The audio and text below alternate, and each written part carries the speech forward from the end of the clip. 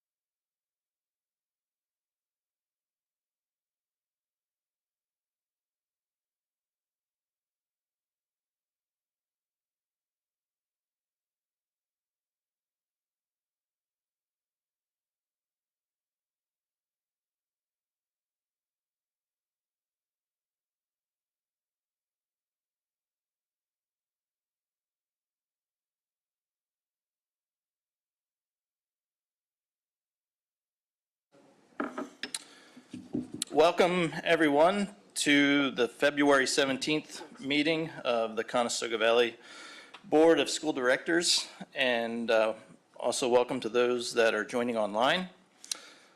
I'm not Mr. Gensel, so filling in for him here tonight. Would you please stand for the Pledge of Allegiance? I pledge Allegiance to the flag of the United States of America and to the republic for which it stands, one nation, under God, indivisible, with liberty and justice for all.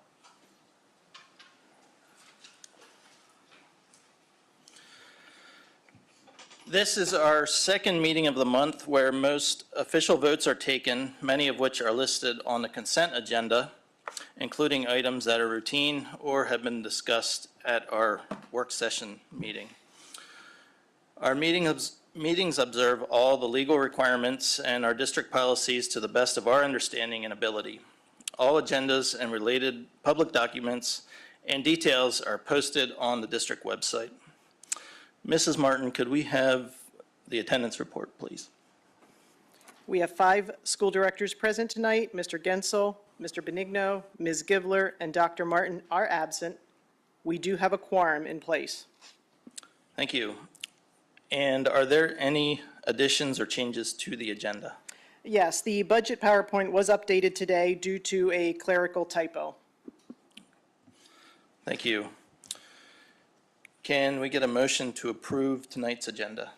Motion to approve tonight's agenda. Second. So we have a motion to approve the agenda. All those in favor say aye. Aye. Aye. Looks like we have an agenda. Next, we have board commendations. Bravo to the CV High School senior Hannah Gensel for being nominated for a Hershey Theater Apollo Award. Hannah was nominated as an outstanding featured performer in a play for her role as Miss Wilhelmina in the Curious Savage, the high school's fall play. The award ceremony will be held in May at the Hershey Theater. Congratulations to senior boys soccer player Andrew Jones, who was named to the 2025 Boys All-State Team at the Pennsylvania Soccer Coaches Association Honors and Awards Banquet. It was held in January, and Jones, a forward, scored 25 goals and added 5 assists this past season. Congratulations to the participants of this year's TSA Region 2 competition held in January at the CV High School. The middle school and high school teams combined for 13 first-place finishes at the event, which welcomed approximately 450 students in grades 6 through 12 from Lancaster, Lebanon, and Berks counties who competed in over 50 events. And I know from being at that in the past, it's a really cool event. Congratulations to Coach Oxendine and CV's rifle team for a great season. Among the many accomplishments were Dominic Santamaria and Caleb Reif winning the Lancaster Lebanon League Pairs Tournament Invitational. Dominic also won the LL League Individual Marksman Champion and a first place finish by the entire team at the LL League Championship. And second graders across the district recently completed an ELA unit entitled Kids Can Make a Difference. The buildings ended their unit with different projects. For example, Smoketown's second graders decided to make birthday bags to deliver to CVCCS. The bags were decorated by students and filled with all the necessary items to make birthday cakes. The bags were then given to CVCCS clients when they came to visit near their birthday. And Fritz Elementary second graders collected care box items and assembled 55 care boxes to be handed out to girls and boys in the pediatric wings of local hospitals. The boxes included such items as crayons, fuzzy socks, books, card games, and more. And that concludes the board accommodations. Dr. Hartman, I'll turn it to you for superintendent's comments. Okay, good evening. I don't have any new staff to introduce this evening, although you'll notice on my superintendent's report, there are several new coaching positions being approved this evening. But I just want to take a moment to mention, last week I was fortunate enough to have the opportunity, along with Dr. Kozer, to travel to Tennessee to attend the AASA National Conference on Education. So as far as the professional development opportunity, everything I went to, pretty much, I would say 90% of what I went to and what the sessions were geared towards down there, everything was AI and college and career readiness. Those seem to be the two big themes, which, as everybody's aware, those are two topics that we talk a lot about here at CV as well. So I think we're kind of right on the mark with our initiatives and some of our goals as a district. That seems to be the hot topic out in education right now, but really good opportunity. Did want to mention Dr. Kozer and I had the opportunity to present along with the third gentleman, Dr. David Jacobson, who's the director of the Education Development Center, that's the organization we've done a lot of work with First 10 and a lot of our early childhood initiatives. So we were able to present on starting early to improve achievement, and talk in a roundtable format with other administrators from throughout the country on a lot of our pre-K initiatives, our early childhood initiatives, and our First 10 initiatives that are unique here at CV. And really, we were asked, Dr. Kozer and I were asked to present with Dr. Jacobson, who works with school districts from all over the country, because he really views our district as a model for what we're doing with early childhood and how we're bridging that gap between early childhood and K-12 education and building those community partnerships. So I can take absolutely zero credit for anything we were presenting on. I was just there kind of to say, hi, I support this program, and I shared a little background information about our district, but it was really Dr. Kozer and Dr. Jacobson who really were able to share the great things we're doing with early childhood, and they credited a lot of our school team here at CV who really makes it happen, whether it's Karen Sullivan, Michelle Trasborg, Kitty Odell with her component with helping with the communications and PR aspect of our pre-K and early childhood initiatives. So it was great. We had a lot of positive feedback, and it was definitely a worthwhile opportunity. So I wanted to thank the board for providing those opportunities for our leadership team to go and get training and do different professional development. We're fortunate here at CV, so thanks for the opportunity. That concludes my report. Good, thank you.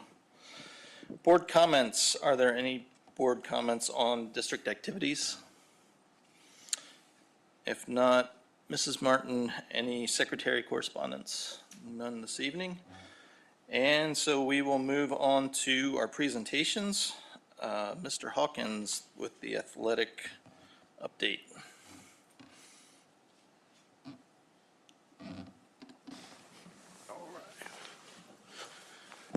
Good evening. Thank you for the opportunity to present. So we're just going to go over the athletic department presentation. We're going to highlight several areas, and we'll open it up for any questions you may have.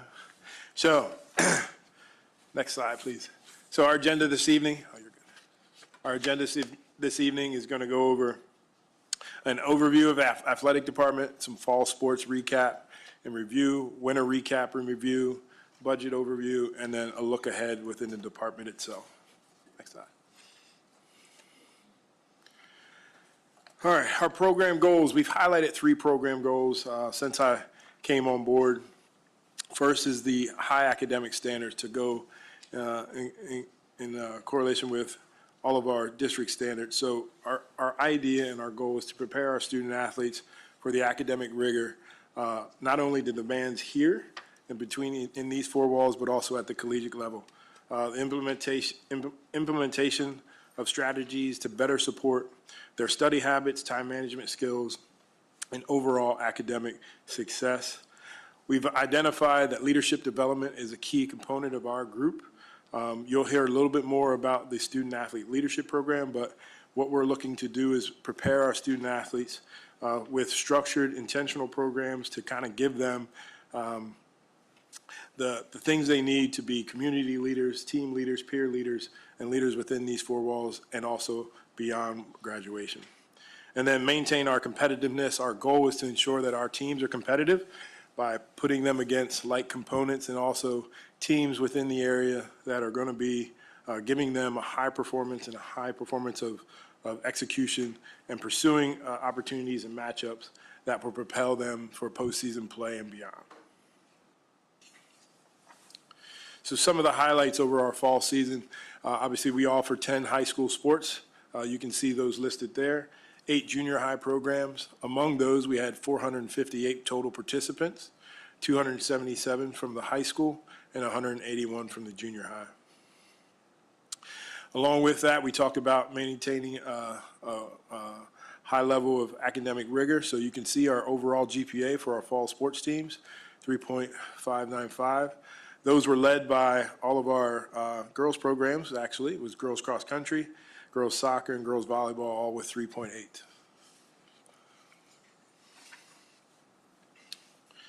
Our cumulative records for the fall season, you can see there 78, 41, and 2 for our varsity programs. Our league program was 43 and 21. We did have 4 section champions, so football went back-to-back, undefeated. Field hockey also had an undefeated section championship, golf and boys soccer as well. We had 7 teams who actually qualified for districts. Among those, we had several individuals who actually qualified for states as well in golf, and also, it was golf. Which one the other one? We had some cross-country runners as well, I'm sorry. Individual awards, you can see there a total of, I think it was 52 student athletes who received some type of accommodation between all-league, all-state, honorable mention, first or second team, and or participated in the senior all-star game. So quite a few individuals who had accolades who were seniors who rounded out our successful fall programs. Obviously, winter is ongoing. And looking at the screen there, we have 8 senior high programs for all of our teams and with 4 junior high programs. Total participants was 202, 106 for the senior high participants and 96 for junior high. And looking at their academic rigor as well, we're at 3.3. Again, led by a few girls teams, girls basketball and girls swimming, with 3.7 and 3.6. Year to date, our overall GPA is 3.476. So our goal is to be at 3.5 by the time the year ends and concludes. We highlighted a few achievements, but our cumulative record for senior high programs were 89 and 82. Senior high league program was 54 and 68, a little lower than what we wanted. But all of our teams were in competitive sections this year, and we actually had 1 section championship with the boys. We already highlighted the rifle team with the league championship as well. Currently, we have all 5 programs that have a representation, except for the girls basketball program, in playoffs. Actually, 15 minutes ago, our boys tipped off at Wilson, so hopefully they come home with a first round victory as well. We also have some wrestlers competing this weekend at Spring Grove in districts, so hopefully they can punch their ticket to states at Hershey. Our bowling team was very successful. They actually have a few bowlers bowling in districts as well this weekend. And our swimmers will be competing on the 27th and 28th to potentially punch their ticket to states to Bucknell as well. So I wanted to go over the budget for 25-26. So I would just overview the overall budget was $202,339, and the actual to date is $122 that we've already used out of that budget. Now there's a few line items that we need to look at, which is officials fees. We have not transferred over all of the winter fees and the spring dues fees for the officials. The reason why I'm highlighting the officials is you'll see the increase in budget for the 26-27 school year. The officials fees was about 29.7% of that. So I'm gonna go into depth a little bit on that. I was a part of the officials committee as far as the league goes. So we put together a panel of 7 ADs and our executive director. We saw a disparity between Mid-Penn, York Adams, and Berks League as far as the official fees. we were losing officials going to those other leagues just because of the competitive nature of the pay. We've outlined some things that we could do as a league. Not only did we increase the dues or fees for those individuals, but we also put into place some, what do you call it? Lost my train of thought. Some programs to help them establish retention within those. One was we identified there wasn't a evaluation process for officials for selection into postseason games and beyond within the LL League. So we've actually started to establish that. Our coaches will do evaluations of officials. The chapter will then review them and then assign those officials some of those spots based on their rating. So with all those things put into play, the increase in salary was another way of we can retain some of those officials moving forward. Plus makes us competitive, similar to the Lancaster or the York Adams, Berks, and Mid-Penn League. So that's the 29.7%. That is what is effective for us. Overall, the increase for the LL League, it was about, the average was 10.7%. Some sports received a 66% increase. Others received probably about a 2% increase. I've outlined exactly what each sport for us entails. We've actually decreased the amount of salaries and fees for football, but we then increased for wrestling. So just kind of give you an idea there. The other thing for the increase in the overall budget line for 26-27, where three teams got uniforms this year. We've identified their need. There was a high need to make sure we get those, and that's one thing that we want to make sure we do for those teams. It's been over 7 years for each of those teams, and those teams are successful teams. One of them playing tonight, so hopefully we can establish a new set of uniforms for them to be competitive. I would outline that bullet point there. All of our other costs associated with the 25-26 going into 26-27 budget have all remained relatively the same and have not increased. So overall, you're looking at 52 of the $62,000 that we've increased out of those two line items there, officials' fees and uniforms. So looking ahead, what does the athletic department look like? So a few things I wanted to highlight, which was the Student Athlete Leadership Program, which is something I would love to begin and start in 26-27 school year. This initiative will ensure that we establish a program for our student athletes to be able to learn various character building traits that will give them success beyond these four walls. It will give them an opportunity to equip themselves with critical thinking skills, insight, and confidence needed to lead and be an example on and off the field. Additionally, I would love to bridge the gap. We've identified some gaps between our youth program, our middle school program, and our high school program. In speaking with our youth program and our coaches, we've identified these gaps, and we're looking to bridge those by establishing parallel expectations, consistent terminology, and regular touch points under guided leadership, ensuring a seamless experience for athletes and families from entry to graduation. And then finally, things to know. We've identified that a lot of our families here don't have the information they need for students to be able to compete at the collegiate level. So what we want to do is be able to give them an information seminar with bringing back previous CV athletes who have been at the collegiate level to actually outline things to know and some experiences, what to do and what not to do. Have some college coaches come and speak to our student athletes and families and identify these are the things that the colleges are looking for, and preparedness along the way for them to be recruited and play at the collegiate level. That concludes my report. Can I ask a couple questions? Absolutely. What happened to boys playing tennis? I'm sorry? What happened to boys who wanted to play tennis? What happened, the boys that wanted to play tennis? Yeah, I saw girls' tennis. I didn't see anything listed as boys' tennis. Boys tennis is in the spring. We start that March Oh, 2nd. okay, I didn't realize that. Thank you. Yep.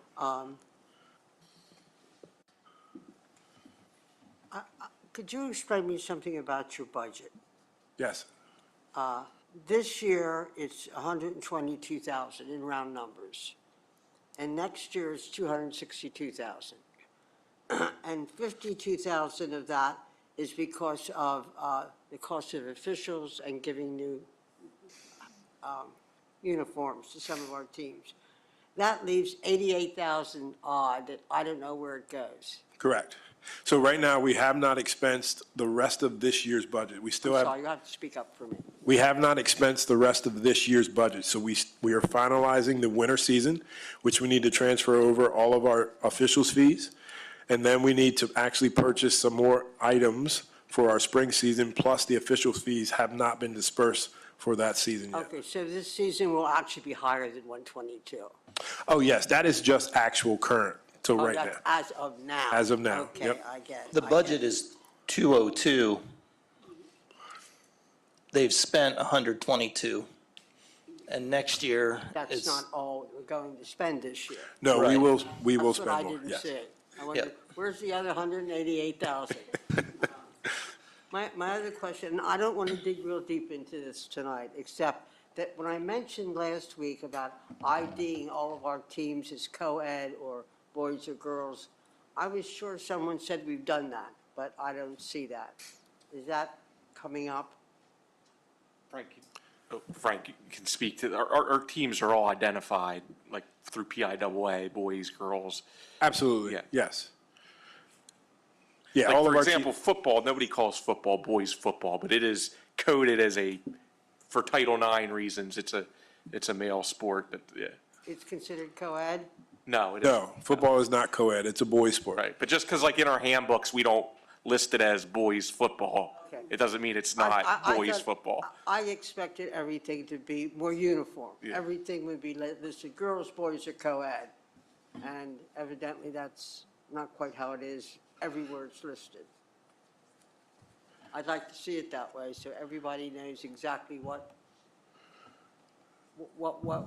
which teams are permitted for which students. Okay, That's all, but thank you very much for this. you're welcome. I just have a general question.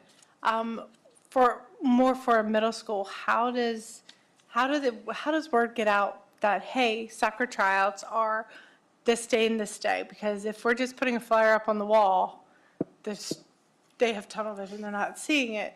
So how do we put it on a website or something like that? So the parents can be like, okay, you're trying out for soccer, kind of that kind of stuff. Or like, I know like middle school, like a lot of athletes drop out in middle school. And if we want to keep that tunnel of pushing kids through in sports. That's a great question. So that's part of that bridge the gap. So we've had some initiatives put in place that we're going to be expecting to do. So we're going to be going down to the middle school, going down to the elementary schools and introducing these sports at an earlier age, and plus putting up signups and so on and so forth. So there's going to be a lot that our coaches are going to be doing that we're not doing now. There's a lot our department's going to be doing that we haven't done in the past. So again, as part of that Bridge the Gap campaign is to make sure we get the information out to our students and families so they know how to sign up, they know how, when tryouts are, and so on and so forth, open gyms, open fields, and everything. Okay, yeah, because speaking to people in charge, they've been having issues in the past couple years of being able to get out the flyers. Like they'll spend all the money, give out the flyers, but the school won't let them pass it out. So I know that's an obstacle that we have to get over to get the kids in, because a lot of stuff's covered, a lot of it's free, but they just don't know about it, so. Now, that's our goal, is to make sure everyone knows. So, yeah, thank you.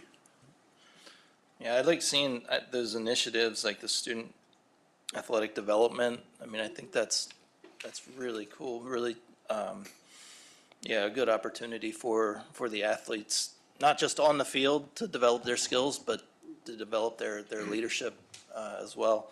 And also the seminar for future college athletes, I think would really go over well. Something I'm interested in. All right. So, Don't we do that at college night too? or is that strictly for academics? Primarily academics. I will say the clinics where, like, there's a Minky camp with field hockey for the elementary girls, and the high schoolers help. And I think the high schoolers have such a smile on their face. I'm like, you're having fun with these little kids. And so I'm like, that's a good building and keep the kids in. And so I enjoy that we do some of those programs. Absolutely. All right, thank you. Thank you. Bill, I don't know if you have any years of eligibility left. If you All right, next is the seeds presentation with Mrs. Hershey and Mrs. Kime.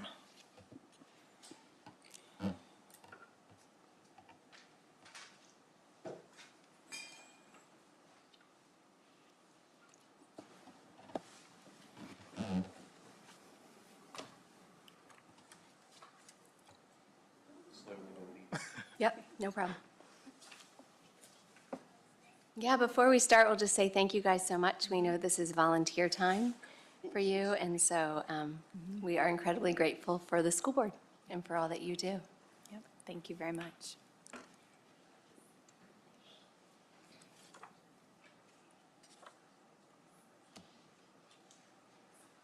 We can do one more. Perfect. So for those of you who don't know, we are Conestoga Valley Seeds. We are a nonprofit that partners with the school district as well as with quite a few other partners. And we, are excited to let you know just some of the main areas. We have a lot of different programs and areas that we're working on. Tonight, we are just focusing on the ones that mostly partner with the school district. So our vision statement, as far as why we are here, is we are cultivating a healthy, thriving Conestoga Valley community. And then our mission statement is enriching lives by connecting our community to housing resources, educational supports, and health services. You'll also see then on the next slide our core values, and you can read these more, yep, that one, thank you. You can read those more in depth also in the postcard that we handed out to you. It's on the back of that. But our core values are actually an acronym spelling the word seeds, so that kind of went hand in hand with our name choice. But our first S is for selfless love, next is for empowerment, then equity, deliberate partnership, and stewardship. And as it says, we are here to serve, and so we are just really grateful to have the opportunity to share updates with you all. A really exciting update since we would have met with you all last winter, we got our own office space, which is a huge win. We were really grateful to Faith Church for letting us use their space for several years, but we were a bit limited with evenings that we could run programming. So we started to hunt and look for space, and we found one along the Lincoln Highway. We wanted to be along a main road near a bus stop, have a large area for meals together and to host programs, have classrooms and also rooms for children. We found that in this space. It actually is above and beyond what we were looking for, which was amazing. We also recently began to rent the upstairs, which you can see at the very top of that picture, starting to dream a little bit about a teen space, a space for teenagers to hang out and have some programming, so look for more on that. And then we also recently converted a storage space in our basement, and I'll explain more about what we're doing down there in a little bit. But we wanted really to create a really welcoming and cared for type of feeling when you walked into the space, and we're thinking we achieved that, but it continues to be our ongoing goal. These are just a couple fun photos. This is where we have some of the childcare. Mm-hmm.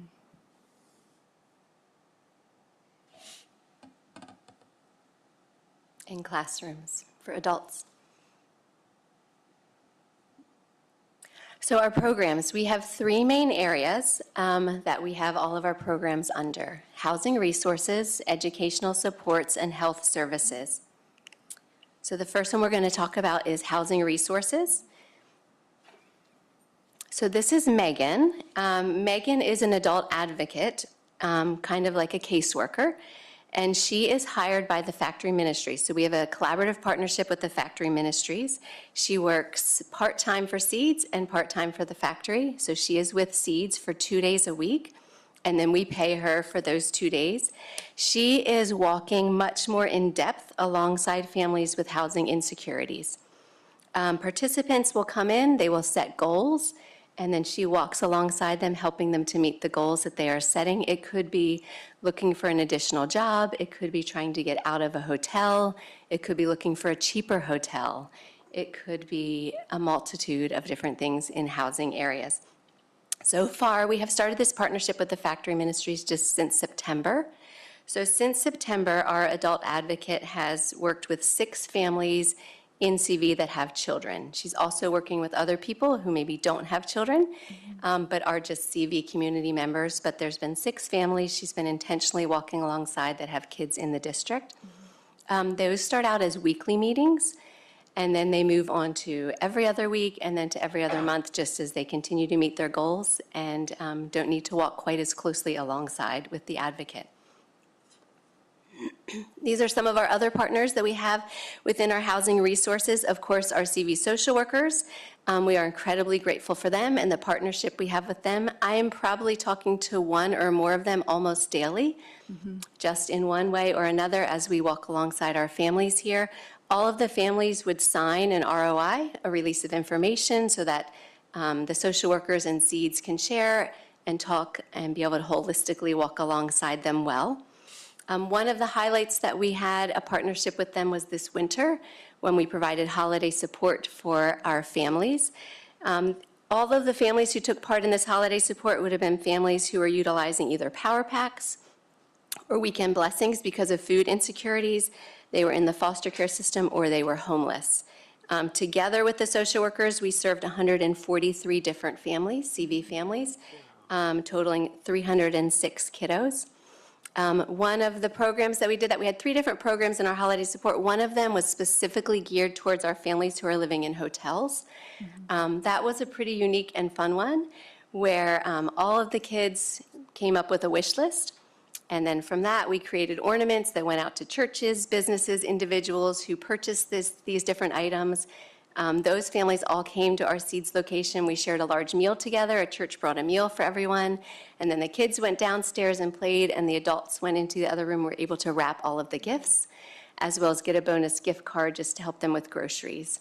We've been amazed by our community, by this district, by people within this district who have gifted SEEDS with all kinds of grocery gift cards, Target, Walmart cards that we've been able to give to families in need as they're working with an adult advocate or as we're walking with them. So we're incredibly grateful for that. Some of the other parts, so sorry, one more, back, yep. I took too long on the social workers, huh? Some of the other partners we have in the housing resources is Chestnut Housing. That is an organization that works in building. And so there has been a property purchased just down the road actually from our space by Forest Hills Mennonite, and that is currently a space that has 2 apartments on it, but it's 2 big buildings. And so the goal is for those buildings to be redone and turned into 10 to 14 affordable housing units, which were able to be permanent housing, not transitional housing. So between SEEDS and Bridge of Hope, which is one of the other partners you see there, we will then walk alongside the families who are moving into this property here that Chestnut Housing is rehabbing.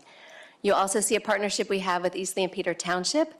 We are written into their budget, and that money basically goes to help pay some of our hours with our adult advocate as she walks alongside our families that are living there in the hotels along Lincoln Highway. So the next program I'll talk about was the one I referred to earlier about the basement space in our office that we converted into a little bit of a shopping experience. So it's our furniture and household good ministry. We have so far helped out 6 families transition from a hotel and into a home. And so when families are living in a hotel, they've often gotten rid of most of their belongings. And so they will now be able to come and shop at our space. The community has really stepped up and donated so many good new or gently used items, and they can shop it for free. And so that's just something that we feel that we can offer to the community as a way to just take an edge off of those expenses when transitioning into a home. So we're just really grateful to community members who have donated items, as well as I have many volunteers that are willing to donate their time or their truck and trailer to help me get either donations to me or donations from me to the home where the family is moving. So that's been a really exciting thing that we've grown just in the last year. The next program under our housing resources is Refreshing Recreation. This is targeted specifically to our families in CV who are living in hotels. And so Zion Lutheran Church allows us to use their gym one Saturday a month. We come, gather together. We have a made-to-order breakfast where the kids and the parents can fill out almost like restaurant style what they would like to be made. They can come and get it as many times as they'd like to have it. There's a bulletin board in there where kids hang their artwork. There's always a table full of art supplies. The parents can just resource, share, not feel alone. The kids have an open gym where they can just run around and play, which is something when you're living in a hotel that you don't have the ability to have. We celebrate birthdays together. We always come ready with a supply of, we go shopping at Blessings of Hope beforehand, and there is a room full of food. Each family usually leaves with 3 to 4 bags of just grocery supplies, things that they would need. We were gifted this past Christmas a Christmas party from Sky Zone, which is an incredible fun thing for these families. We all just had a pizza party together there at Sky Zone and had a great time together. One of the other just kind of final programs that we have under that housing is called Movement Matters. And it kind of ties into what we were hearing back here before about the athletic department. That is specifically for families who maybe can't afford the fees, can't afford new shoes, things like that. And so that is a referral to us from either a principal, a social worker, or one of the guidance counselors or a coach. And so far this past year, we've covered fees for 8 kiddos, as well as some sneakers and some other supplies that have been needed for them.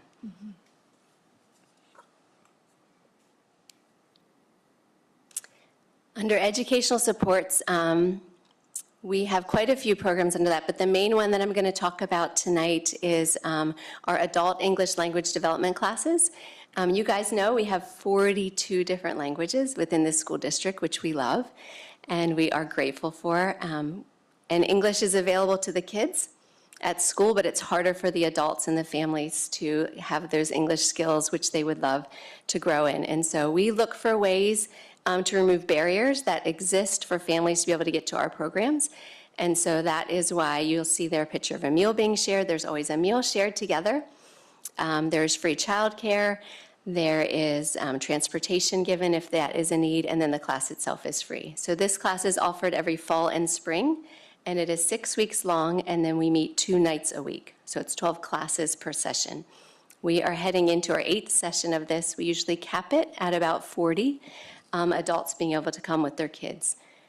So we love that. We love that it is much more than learning English together. We are a family. These are our friends, and community is built, and it is a gift.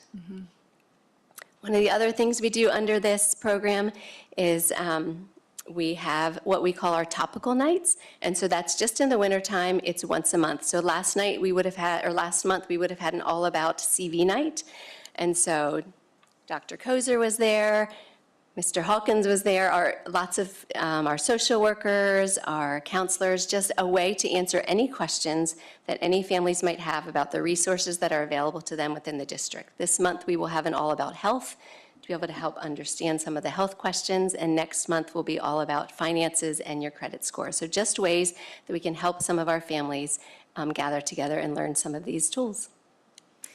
We also started last summer a pilot program called CV Summer Library, and I had the honor of overseeing that. It was really, really fun, and I thank you for the support from the school district.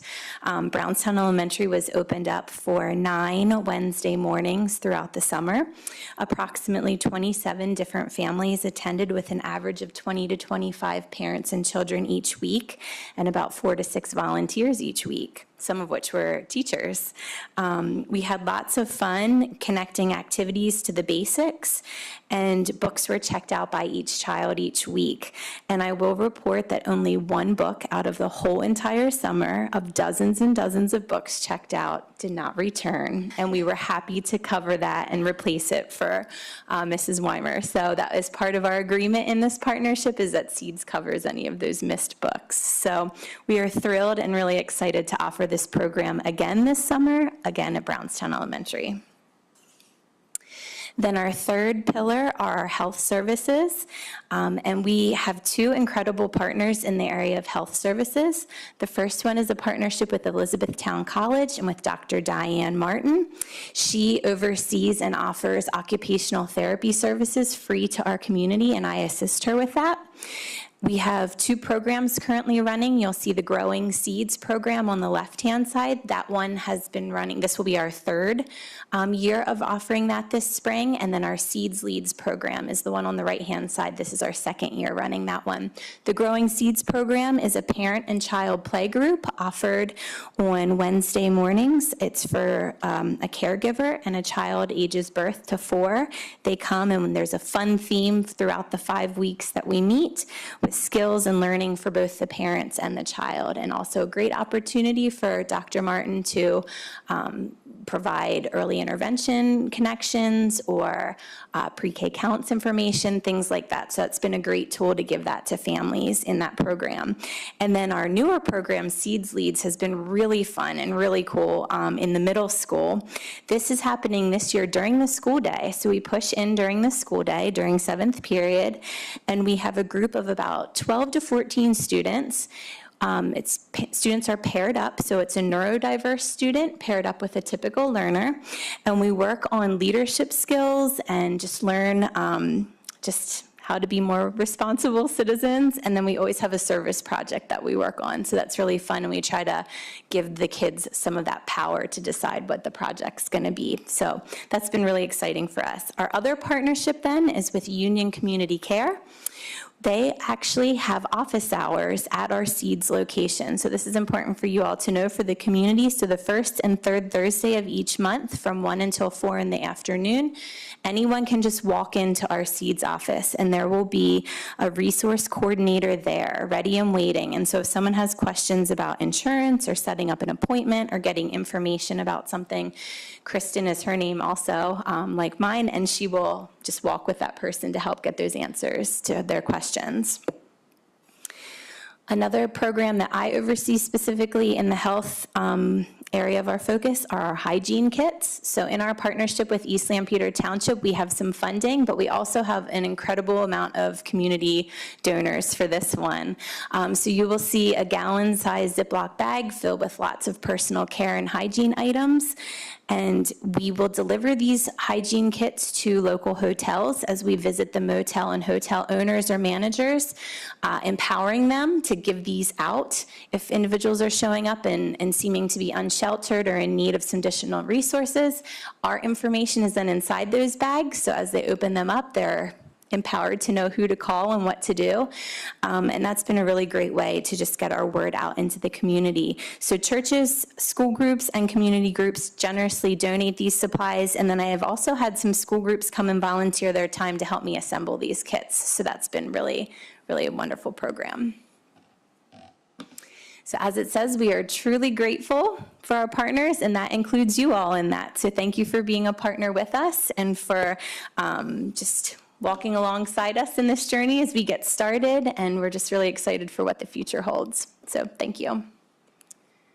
It's neat seeing how you've grown, just over the last couple of years, that I've been here, and, now having your own office space and offering more and more services. There's so many needs in our community, but it's great to see, different groups coming together, working with you, and really filling the gap for the community. So Thank you. It really Thanks. speaks volumes to the Conestoga Valley community. I will tell you, I've never seen anything like it. Yeah. Almost all of our programming is volunteer run. That's partly how we are able to do what we do, because we don't have a crazy budget. We just rely on the skills of others, and it's been skills and resources of others. Gift. So, yeah. What I like best about your presentations is you can't help but keep a smile on your face when you talk about your programs. I think that says a lot. Thank you. Thank you so much. Thank you. Thank you. And I did see the email today about another family being given the keys to their home. Yes, yep, that was very fun. We are grateful for landlords that we're walking alongside and willing to walk with us and walk with our participants, who maybe don't look great on paper, but they're great to rent to. Thank you. thank you.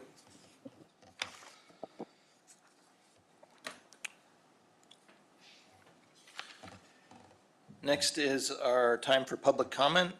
This is the first time in our meeting open to public comment about any item specific to the agenda. Is there anyone that wishes to speak? Seeing none, any comments from the CVEA or comments from other employee groups? Moving on to the consent agenda. So there's items A through K on the consent agenda tonight. Are there any questions, comments, concerns? Yeah, I had a question on, oh no, I'm sorry, it's on the next section. I got ahead of myself. I'll back off. Consent agenda. Oh, yes, I do have one quick question. And I don't know if it's an ethical problem or best business practices or what, but I noticed that one of the Buckskin Alliance grants had a bid from Market Street Sports, who we do business with. Is there a problem with that I'm not aware of? Is that considered a best practice? I'm not sure. Is that? It's There- the, it's What the is it? softball, One of the, the three bids they got was from Market G. Street Sports. And I didn't know if we needed to check to make for sure the that was windbreak for appropriate the or not. softball. Yeah, so because of our agreement with Market Street Sports, they have the exclusive rights basically to hang any type of banners or signage, including so, and now I don't want to put you on the spot, you can probably speak to it better, or even Katie maybe more than I can, but I think that was a unique situation where Market Street Sports was in agreement to, did they pay for part of it? Or through our agreement with them, but then the BAA offered to put so much towards it as well. Oh, okay. Yeah, I just found that a little sort of off balance. Thank you. yeah, don't quote me, what I believe happened with that was, it had to kind of be Market Street. Another group couldn't have come in and done that banner or done that windshield and put our logo on it without violating our agreement with Market Street Sports. For public, or for signage.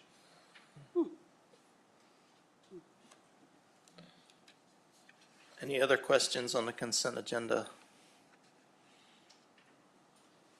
If not, I would take a motion to approve the consent agenda, items A through K. Motion to approve the consent agenda items A through K. I second it. The motion is to approve the consent agenda, items A through K. All in favor, say aye. Aye. Point of order. I think we have to have a roll call vote. Oh, roll call. Okay. Thank you. Ms. Trowbridge, Aye. Mrs. Groff, Aye. Mrs. Kapka. Mrs. Fisher. Aye. Mr. Eby. Aye. Consent agenda is approved. Next, we have Mrs. Hunsiger with the governor's 26-27 budget proposal.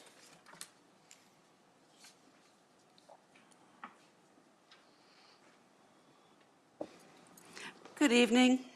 Smile, I did. It's your favorite time of the year. The budget season has started. It feels like we just- Never help thinking, this is not what's going to be. Feels like we just Exactly. got a budget. Yeah, don't get excited yet. Yeah, we did, and so I'll give you a very brief update. As it turns out, when I watched the webinar sponsored by PASBO about the governor's budget, a lot of it pertaining specifically to public education is really almost the same as what was presented for 25-26. So I think it's going to be a lot of a repeat as well.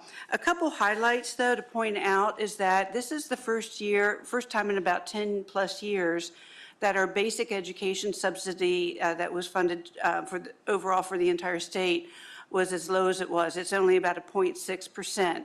And we know that's because they're shifting other funding over to the Ready to Learn grant. We'll talk about that in a second, too. Special education was funded at 3.2% increase. The Ready to Learn received another $564 million to allocate to the districts that runs through a specific formula. There's $100 million in grants for school safety, and then also funding going in for public school facility grants, which is what we're going to be using to pay for some of the capital projects that Ken has spoken about in his budget for 26-27. And they're also talking a little bit more about some cyber tuition reform. So first, looking at this basic education funding, we always like to, at least I do, always like to look at how does CV benefit here? What's going to happen for us? So last year, we received about $180,000 in basic ed subsidy.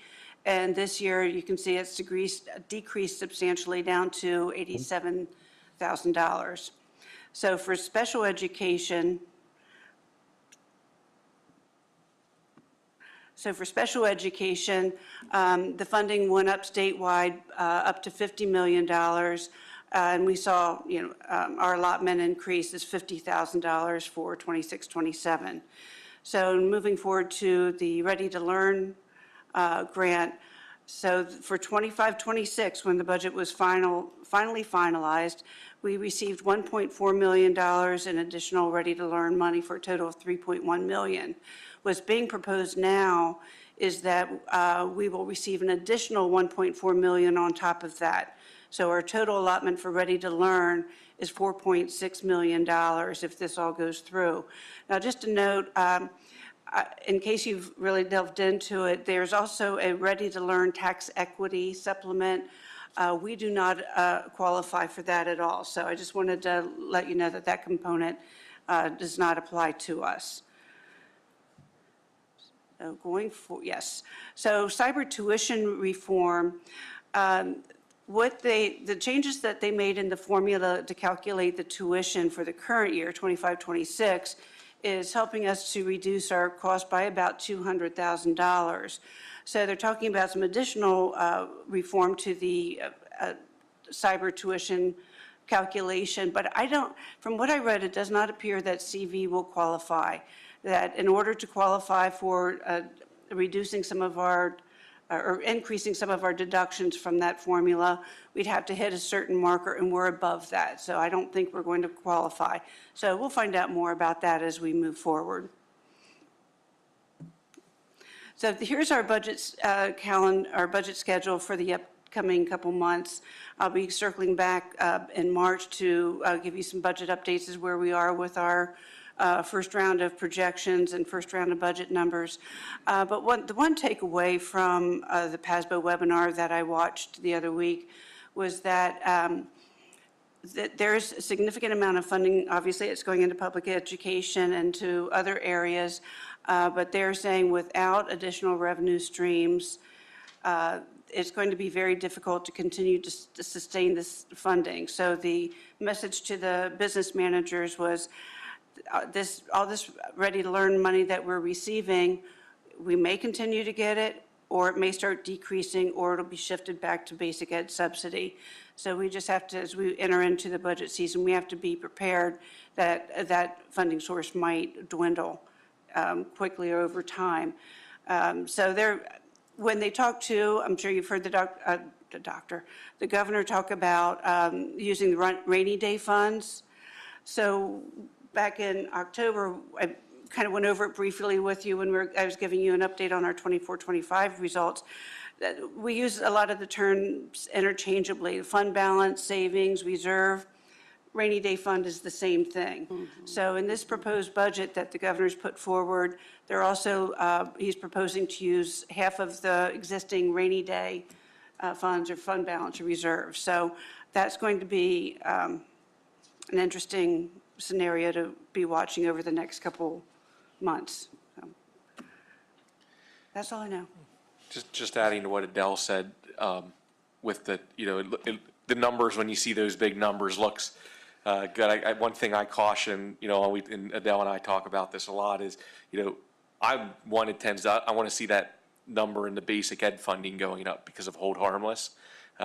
Hold harmless does not apply to the adequacy funding or the Ready to Learn block grant. So when it looks like they're shifting all this money in there, you're not guaranteed to get that same amount the following year, which is what hold harmless means. So there's a little bit of, strategy behind why they're not increasing the basic ed funding as much, or at least proposing that at this point.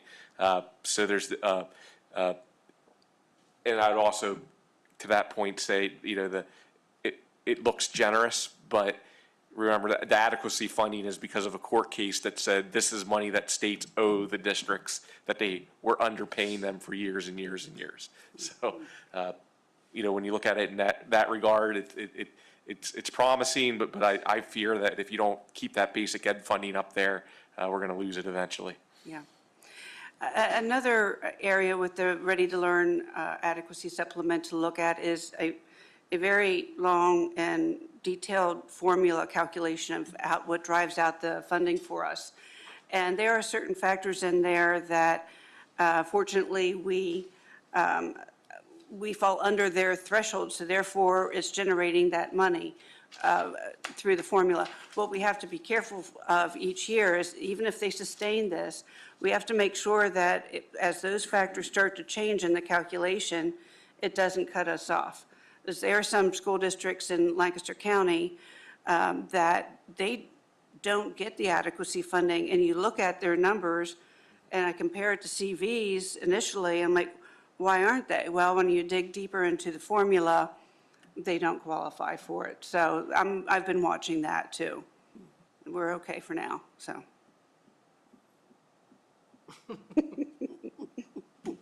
I have a question. It's not related to the state budget, but with the Lancaster County property tax reassessment that's going on this year, Oh, yes. when does that take effect?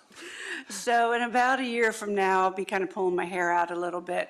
They're working on all the, starting all the reassessments now, and then we're going to start getting files and updates on, there's certain calculations we have to run through. That we will have for the 27-28 budget, and we'll be kind of reviewing that with you as well. And again, the whole thing with reassessment is, this is what our tax revenue is based on current assessed values at this tax rate. And what do we have to change the tax rate with the new assessed values to make it revenue neutral? So somebody's property's taxes might go up because their assessment went up, others don't. But for the school district, it's supposed to be revenue neutral, and then we can apply the millage rate increase on top of that. So, good question. Can't wait. It's not that, it really isn't that bad. It's just, when you only do it every 7-8 years, and you want to make sure you're doing it right, so. Of course. Anything else? All right. Good, thank you. Thank you.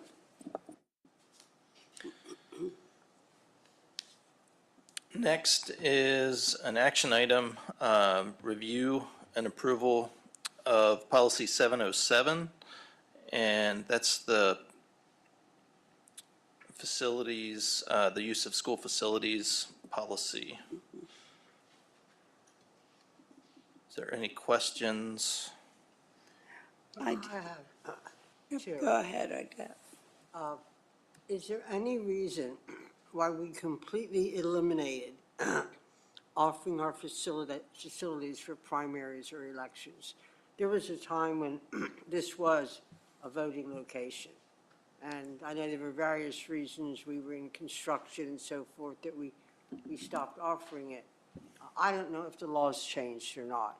It used to be a requirement that the school districts had to offer it, but it sort of hurts me to see us say, we're just not going to do this anymore ever again. So we talked about that as a policy committee. There is no legal requirement for us to be a polling places, and it's, I would say, uncommon anymore for schools to want to be polling places.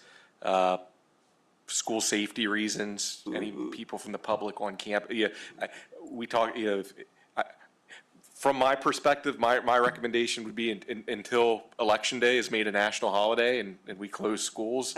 I would prefer not to have the public on our campus on a polling day. But I'm one person. Well, it used to be That's reasonable. limited to real gym. You had to come in the far door. You couldn't go anywhere else and go back out those same doors. So they really weren't roaming around campus. But it just seems to me, maybe maybe that's just a soft spot for me, civic responsibility and teaching kids civic responsibilities. I'd like to think that whenever we could, we'd be willing, as opposed to simply, we're just not going to do this anymore. Just one person's opinion, that's all. Yeah, Diana and I were in agreement with Dan on that thought process, but if you wanted to bring up a change to add it, that can be something we can vote on. My concern is people coming to vote at school dismissal, and they're in the parking lot with the school buses and the kids. That's a safety risk right there. So, like, it's just, with today's climate, can't have the outside public in and out all day.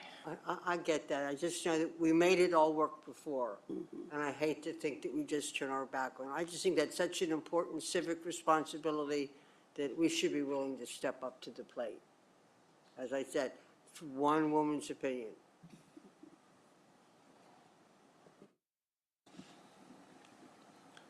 Any other questions or comments? Yes, I had a question on page 3 under application evaluation. Number 5, individual or community group uses school facilities in excess of 5 times during any calendar year. And I think, and it says no application shall be used. And I just wondered, we just made the contract with the before school and after school, which would be every school day. But also we have Child Evangelism Fellowship at Fritz. And that's multiple weeks. That's more than 5 weeks per semester. So this does not exclude them. I'm not familiar with what the Fritz program you're talking about. Child Evangelism Fellowship. They also call it the Good News Club? Yeah, the Good News Club. They rent the cafeteria or something for after school for an hour. And I think, is that 18 weeks a year? Yeah, if it's release time, it's not on school property, but if It it's. is on school property. It's after school. So I'm just concerned that this would be excluding them, plus the contract that we just agreed upon for the preschool and the after Sure. school. Well, but that's a contract for a partnership for sort of a school-based program. That wouldn't apply to okay. facilities usage. Yeah. But But the Fritz program, I'm not familiar with we'll have to look into our agreement with that. But yeah, for something like a aftercare program that's sort of a district third-party agreement is sort of outside of the facilities usage if we have an individual contract with them. And did we agree this wouldn't affect like servant stage who comes and uses the That's right, facilities for servant practice? stage comes Thought we talked regularly. about that. I can't remember what we agreed on. Yeah, I think,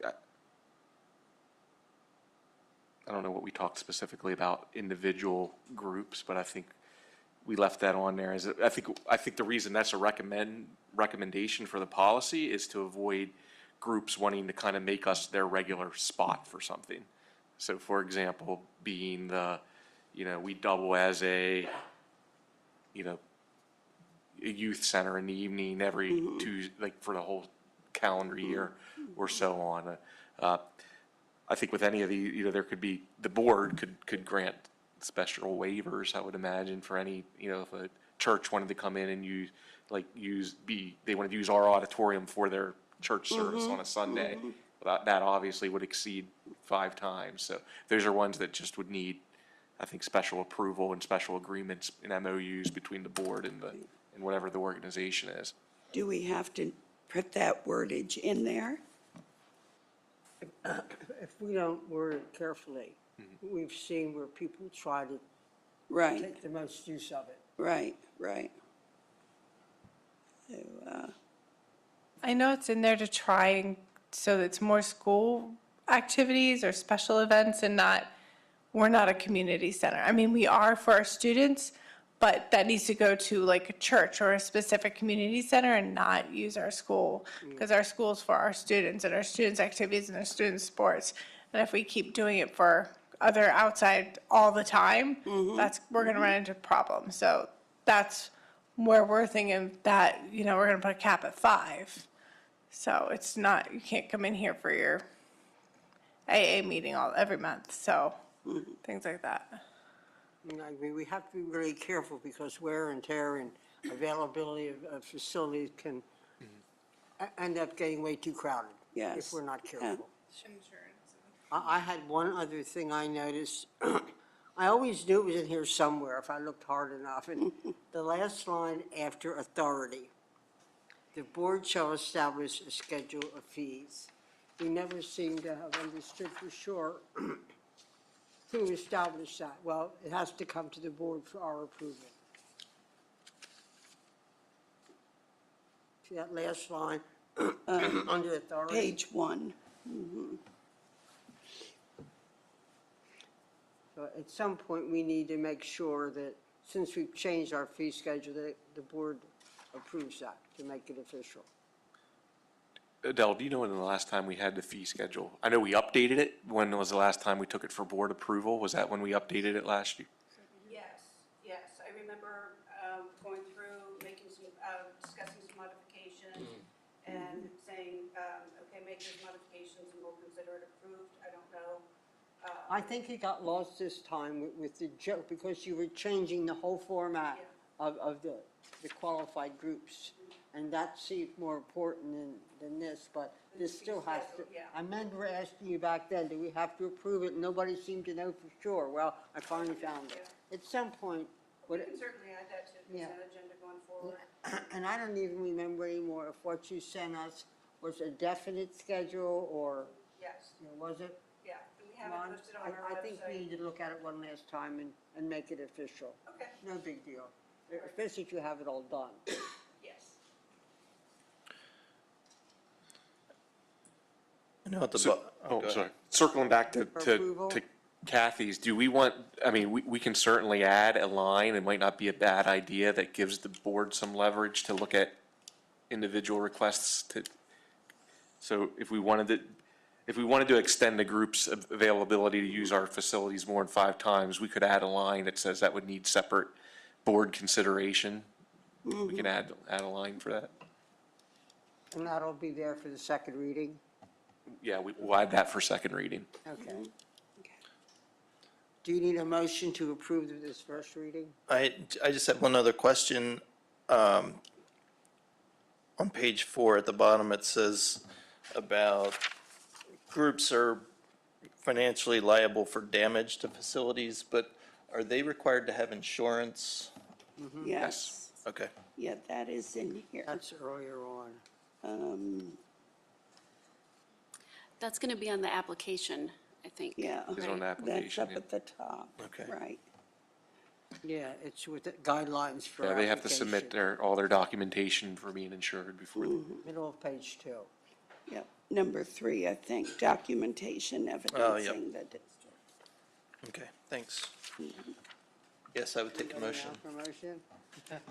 I move we approve the first reading of 707, is it?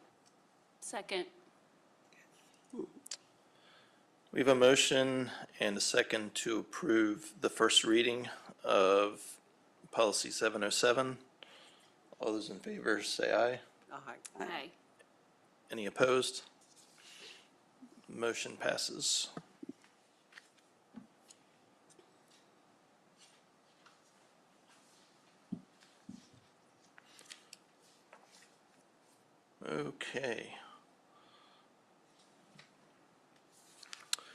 Next, we move on to the information agenda. And we have the finance and operations report. I have a question. Why do we call it finance and operations? And I keep looking at the report and going, there's nothing about finance in here.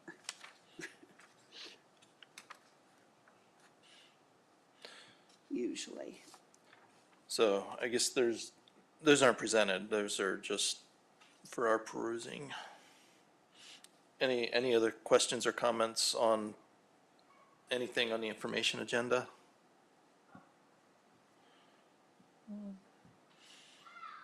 Okay, next is board reports. Do we have anything from the IU13? I would have loved to have given you a PSBA report. I had it all typed up, but I can't mail anything out of my Word account. It's just completely frozen. So, to give you just a few highlights, as soon as they fix this, which I'm sure will be tomorrow, I will send you a copy of it. They wanted to remind you of financial disclosures. There's a webinar on cybersecurity. The Keystone Education Report this month is on IU. So if you're interested, that one will be good. That is held, let me see if I can find it. It's on PCN, which I think was yesterday, but PSBA's YouTube channel also has that. We're reminded of the virtual training for those of you who have to do required training for this month. That will be on March 13th, April 11th, May 2nd, and 16th. I always advise you do that one, if not in person, virtual. There is, Act 35 now has a half credit requirement for personal finance so that you can graduate. I'm still waiting for the winter bulletin to come out to officially announce the new officers, but I'm sure that will show up. On the state level, the legislature will not be in session till the middle of next month. But meanwhile, the appropriation committees are meeting, so that's just as important.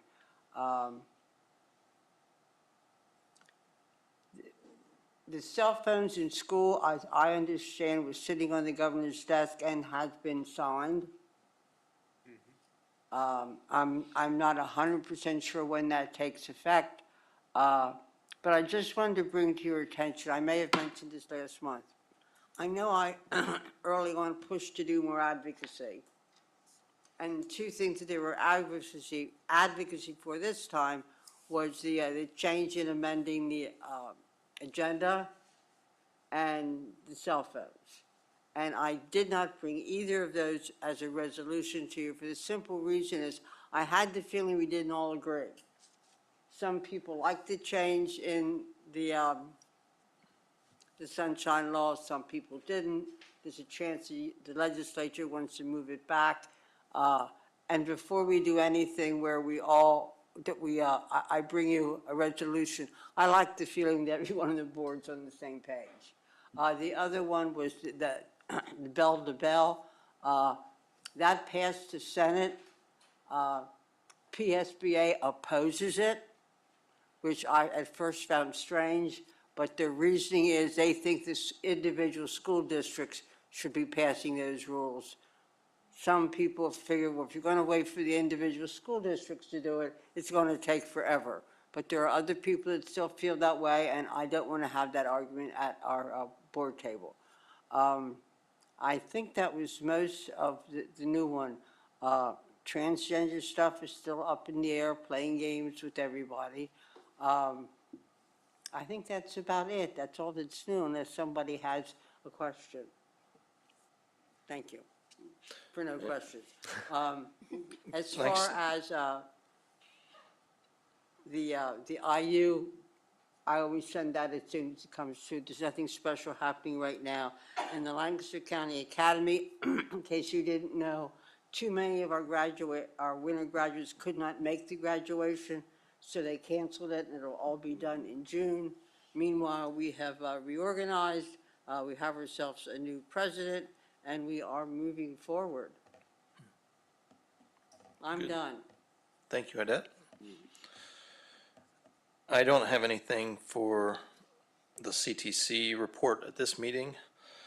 As far as construction report, there is an attachment, and you can see progress on the Leola renovation project. It's now 96% complete, and there's some pictures on there that you can look through.